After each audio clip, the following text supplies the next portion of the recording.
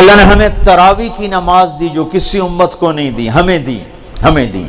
ہمارے نبی نے 3 دن پڑھی، اس کے بعد چوتھی رات سب بیٹھے ہوئے، حتیٰ کہ سحری کا وقت ہو گیا، آپ نہیں آئے۔ پھر فرمایا صبح میں دیکھ رہا تھا تمہارا شوق و ذوق، لیکن میں اس ڈر سے نہیں آیا کہیں تم پہ واجب نہ ہو جائے۔ میں قربان جو اپنے نبی کی محبت اور رحمت پر کہ میں چوتھے دن اس لیے نہیں آیا کہ تم پہ واجب نہ ہو جائے۔ اب آپ نے وہ کتنی پڑھی، اس کی تعداد کسی صحیح حدیث سے معلوم نہیں، ایک ضعیف حدیث میں آتا ہے 20 تراویح پڑھی آپ، لیکن حضرت عمر کا عمل اس تعداد کو متعین کرتا ہے۔ صدیقی دور میں تراویح لوگ پڑھتے تھے، ایک حافظ کے پیچھے 10، ایک کے پیچھے 20، ایک کے پیچھے 50، الگ الگ۔ عمر رضی اللہ تعالیٰ عنہ نے سب کو جمع کیا، ابی بن کعب کو امام بنایا اور 20 تراویح کو جاری فرمایا۔ اس دن سے لے کر آج تک حرمین 20 تراویح کے ساتھ روشن ہے، مزین ہے۔ چونکہ یہ اوکھی نماز تھی، اور خاص طور پر جیسی سحری ہم کھاتے ہیں، پہلے پکوڑے، اتو سموسے، اتو جلیبیاں، اتو کوئی کباب، کوئی پیس، اتو کوئی 7 اپ، ایس واری روح افزادی تباہی پھرنی، اور پھر پڑے ہوتے ہیں ہن ترابیاں کے میں پڑھی ہے تو بندیاں طرح کھاتے آپ پہ ہی پڑھ سکنا، کھایا ہی ویشیوں کی طرح۔ جو افطاری پہ تباہی پھیرتے ہیں سارے، روزے کا مقصد ہی فوت ہو جاتا ہے۔ روزے کا مقصد ہے گندے، ایک تو اللہ کا امر ہے، جسم کے لیے جو روزے کا فائدہ ہے وہ جسم کو جلانا ہے، گندے فاضل چیزیں جو جمع ہو جاتی ہیں وہ بھوک اور پیاس سے جل پورا جسم صاف ہو جاتا ہے۔ لیکن ہم اتنا ٹھوکتے ہیں افطاری میں اس کے اندر، اور پھر سحری پہ پراٹھوں کی بھرمار، وہ الٹا مزید رمضان میں بیمار ہو جاتے ہیں۔ اور عید دی سیویاں کھا ڈاکٹران دی موج بنی ہوندی، سارے کلینک بھرے پڑے ہوتے۔ بھوکا رکھو اپنے آپ کو، بھوک محسوس کرو، پیاس محسوس کرو، پورا جسم دھل جائے گا، صاف ہو جائے گا۔ اگر کنٹرول کر کے کھاؤ تو تراویح چونکہ مشقت ہے تو چلو بھائی چیک سائن، کیا تراویح کے ہر سجدے پہ 1500 نیکی لکھی جائے گی، 40 سجدے 60,000 نیکیاں لو۔ تراویح کے ہر سجدے پر جنت میں ایک گھر بنے گا جس کے 60,000 سونے چاندی کے دروازے ہوں گے، سرخ یاقوت کا۔ تراویح کے ہر سجدے پر جنت میں ایک درخت لگے گا جس کے نیچے 100 سال گھوڑا دوڑ سکتا ہے۔ اور آخری رات، روزے کی آخری رات، اللہ تعالیٰ اپنے فرشتوں سے فرمائے گا کیا بدلہ ہے اس مزدور کا جو کام پورا کر دے؟ فرشتے کہتے ہیں اللہ اس کی مزدوری دے دی جائے، کہ پھر تم گواہ رہو رات کی تراویح اور دن کے روزے کے بدلے میں نے امت محمد کو معاف کر دیا، ان کے سارے گناہ معاف کر دیا۔ اور عید کی نماز پر فرشتے اترتے ہیں، گلیاں بھر جاتی ہیں، پکارتے ہیں چلو اپنے رب کی رحمت کی طرف۔ اور اللہ کہتا ہے آج جو دنیا کا مانگو گے تمہاری مسلط کو دیکھوں گا، جو آخرت کا مانگو گے سب کچھ تمہیں دوں گا، لیکن 4 آدمیوں کے بغیر، شراب پینے والا، ماں باپ کا نافرمان، رشتہ داروں سے توڑنے والا، لوگوں کے بارے میں کینہ اور بغض پالنے والا، اس کے علاوہ سب جاؤ جاؤ جاؤ۔ پھر ہم نے اعتکاف رکھا کہ اللہ سے دوست، نماز لا الہ الا اللہ محمد رسول اللہ، یہ کلمہ معرفت ہے، پہچان پیدا ہوتی ہے۔ نماز سے محبت پیدا ہوتی ہے، محبت، اور روزے سے عشق پیدا ہوتا ہے، چونکہ بھوکا پیاسا رہنا آدمی کو عاشق بنا دیتا ہے۔ عاشق ہوویں عشق کماویں، دل رکھیں وانگ پہاڑاں ہو، سہ بدیاں 1000 غلامیں کر جانے باغ بہاراں ہو، منصور جے چک سولی دیتے جڑے واقف کل اسراراں ہو، سجدیاں سر چائیں نباہو توڑے کافر کہن ہزاراں ہو، عاشق سوئی حقیقی جڑا قتل معشوق دے مننے، سر نہ جوڑے تے مکھ نہ موڑے، بہمیں 100 تلواراں کھنے، سچا عشق حسین علی دباہو، سر دتے تے راز نہ بھنے۔ بھوک پیاس عاشق بنا دیتی ہے۔ تو لا الہ الا اللہ محمد رسول اللہ پہچان، نماز محبت، روزہ عشق، اور حج دیوانگی۔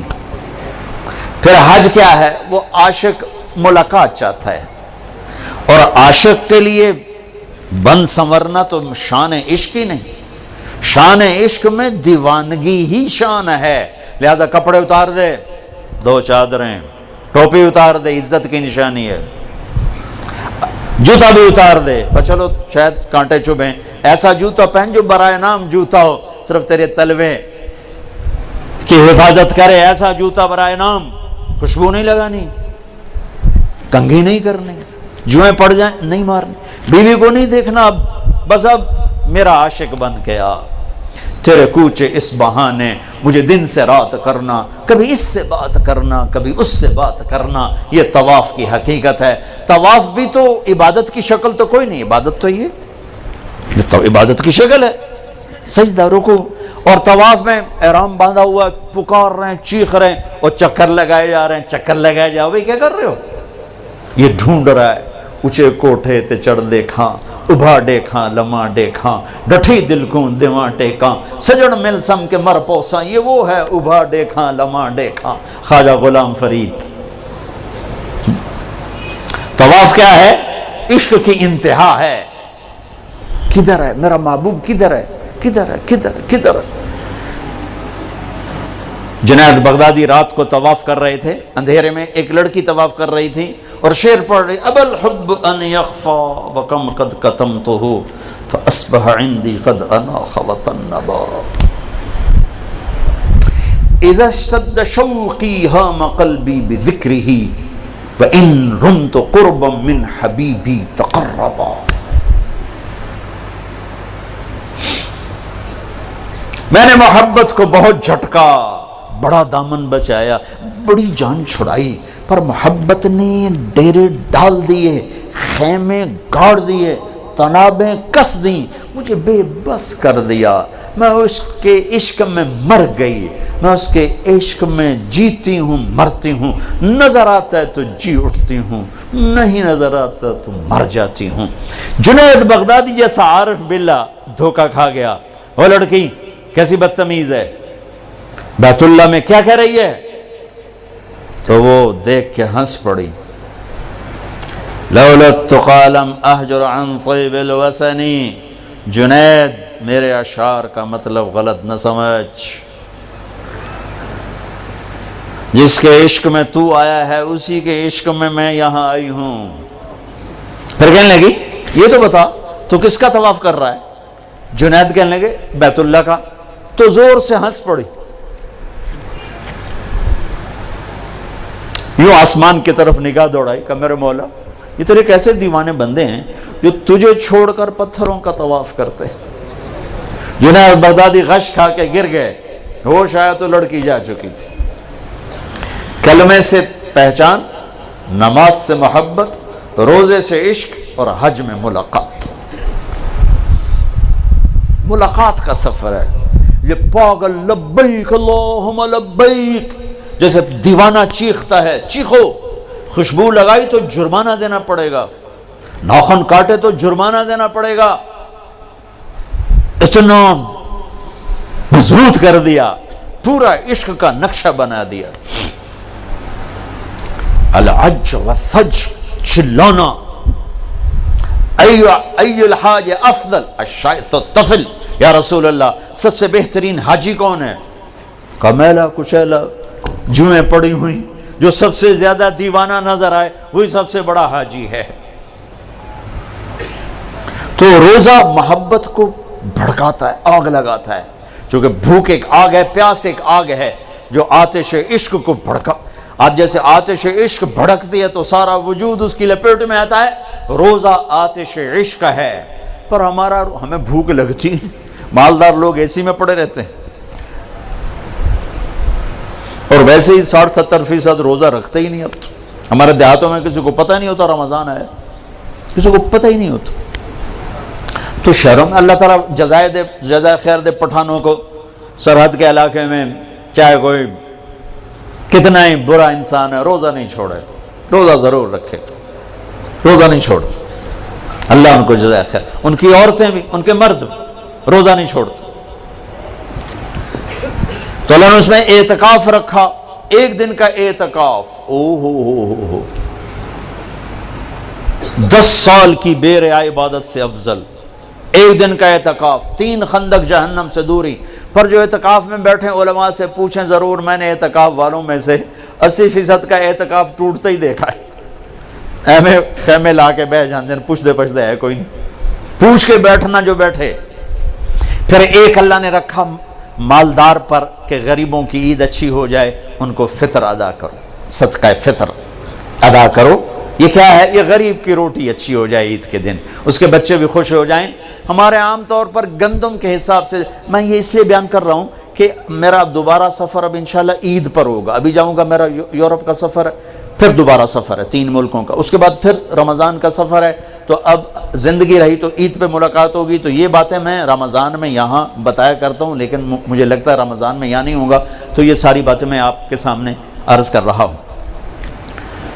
صدقہ فطر ہے، عام طور پر لوگ گندم کے حساب سے دیتے ہیں، جو آج کل میرے خیال میں 80 روپے بنتے ہیں۔ میں آپ کو اپنے نبی کا طریقہ بتاتا ہوں، اس پہ دو تو آپ کو اجر ملے گا۔ ہمارے نبی دیتے تھے صدقہ فطر کشمش کا اور کھجور کا، اور کشمش وہ ہے 3 کلو پوری، اور کھجور آدھی ہے 2 کلو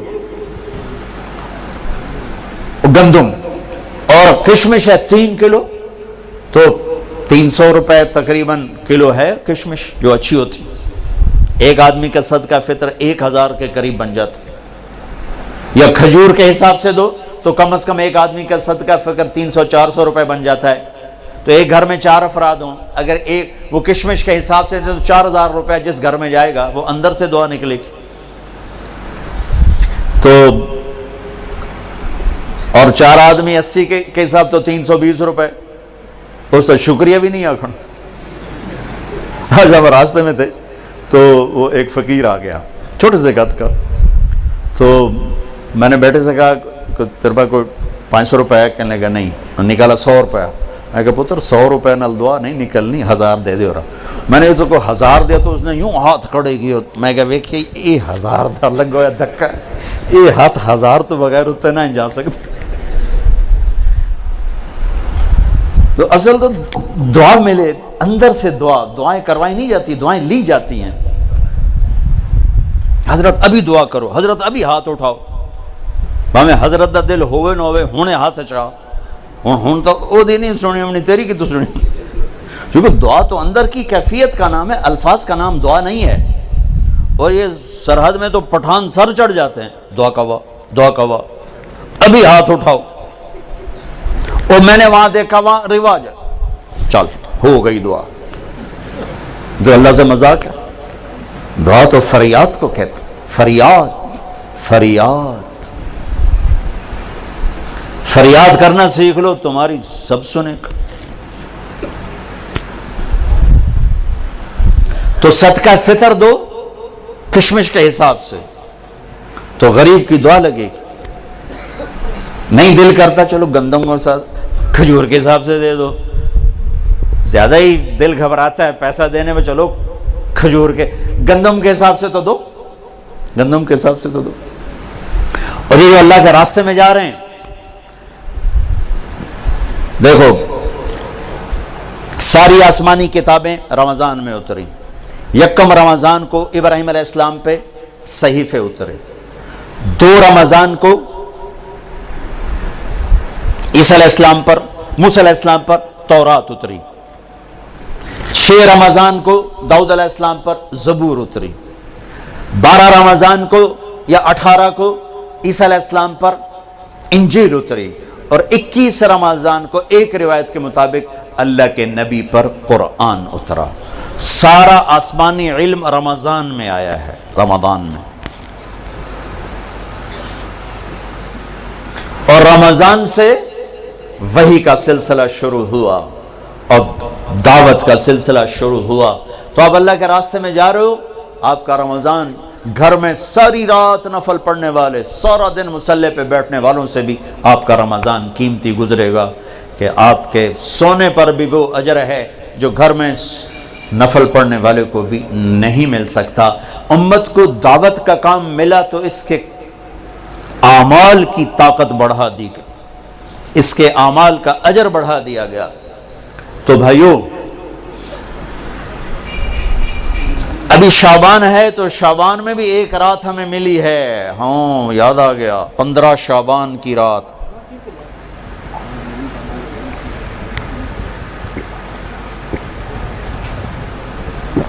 ہمارے نبی شعبان میں روزے بہت رکھتے تھے۔ ہم عائشہ نے پوچھا آپ اتنے روزے کیوں رکھتے ہیں؟ کہ اس میں ایک رات ہے جس میں عمل اللہ کی بارگاہ میں پیش کیا جاتا ہے، میں چاہتا ہوں جب میرا عمل پیش ہو میں روزے سے ہوں۔ 15 شعبان کی رات جس دن اعلان ہوتا ہے، آئے ہوئے ہوئے، ویسے تو اللہ کو سب کچھ لکھا ہوا ہے لیکن فرشتوں میں اعلان 15 شعبان کو ہوتا ہے، یہ ہوگا، یہ ہوگا، یہ مر جائیں گے۔ تو اوپر ان کا نام مردوں کی فہرست میں ہوتا ہے، نیچے وہ زندہ ہوتے ہیں۔ فرشتے ان کو دیکھ کے ہنستے ہیں کہ کیسا بے وقوف ہے، اوپر موت کے فیصلے ہیں، یہاں لڑائیاں کر رہا ہے، جھگڑے کر رہا ہے، سود کھا رہا ہے، رشوت لے رہا ہے، زنا کر رہا ہے، جھوٹ بول رہا ہے، جوئے کھیل رہا ہے، قتل کر رہا ہے، ڈاکے ڈال رہا ہے، اوپر موت کا فیصلہ ہو چکا ہے۔ تو ایک 15 شعبان کی رات اس کا آپ روزہ رکھتے تھے، اس کے لیے کوئی مخصوص عبادت کو نہیں۔ ہمارے پنجاب، ہمارے پاکستان میں بہت عجیب و غریب، لیکن بہرحال جو بھی عبادت کرو جتنی کرو ٹھیک ہے، لیکن کوئی مخصوص عبادت اللہ کے نبی کی طرف سے منقول کوئی نہیں۔ رات ضرور ہے، اور اس رات بھی میرے نبی نے فرمایا اللہ 15 شعبان کی رات اپنے بندوں پہ نظر دوڑاتا ہے، 2 کے سوا سب کے لیے معافی کا اعلان کرتا ہے، ایک مشرک اور ایک کینہ پالنے والا، جو میں پہلے بیان کر چکا ہوں، ایک مشرک اور ایک کینہ پالنے والا، یعنی کسی کو نقصان پہنچانے کے منصوبے بنانے والا، کہ ان 2 کے علاوہ اللہ تعالیٰ باقی سب کو معاف کرتا ہے۔